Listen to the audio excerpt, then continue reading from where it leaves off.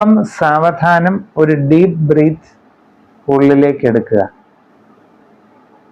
ഒരു നിമിഷം ആ ബ്രീത്ത് ഉള്ളിൽ ഹോൾഡ് ചെയ്യുക.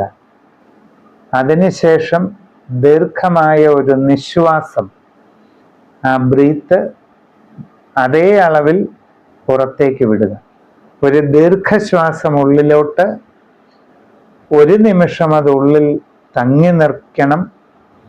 പിന്നീട് ഒരു ദീർഘ നിശ്വാസം അതേപോലെ.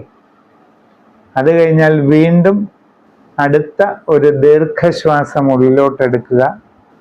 ഒരു നിമിഷം ഹോൾഡ് ചെയ്യുക. ഒരു ദീർഘമായ നിശ്വാസം പുറത്തേക്ക്.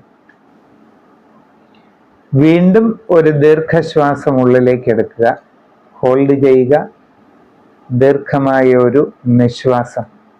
ഇതിങ്ങനെ റിപ്പീറ്റ് ചെയ്തു വരുമ്പോൾ ഉള്ളിലോട്ട് പോകുന്ന ബ്രീത്തിന്റെ സ്വഭാവം നമ്മൾ ശ്രദ്ധിക്കാൻ തുടങ്ങും. എത്ര സെക്കൻഡുകൾ കൊണ്ടാണ് ആ ബ്രീത്ത് ഉള്ളിലേക്ക് പോകുന്നത്, അതിൻ്റെ സ്പീഡ്, അതിൻ്റെ ലെങ്ത്, ദൈർഘ്യം, ഇത് നമുക്ക് കുറച്ചൊക്കെ മനസ്സിലായി തുടങ്ങും.